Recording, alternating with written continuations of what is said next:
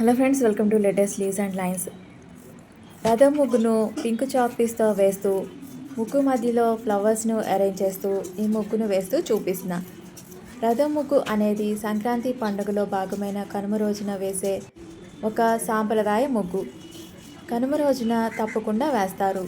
సూర్యుడు తన దిశను మార్చుకుని ఉత్తరాయణంలో ప్రవేశించే సంకేతంగా ఈ ముగ్గును వేస్తారు. సంపదకు ఆదిదేవత అయిన లక్ష్మీదేవికి ఇంటిలోనికి ఆహ్వానించడానికి ముగ్గులు వేస్తారని విశ్వసిస్తారు. ఈ రథం ముగ్గును సాధారణంగా బియ్యం పిండితో చుక్కల ఆధారంగా వేసి రేఖా గణిత డిజైన్ ద్వారా 4 వైపులా బోర్డర్ డిజైన్ని గీస్తూ ఈ ముగ్గును వేస్తారు.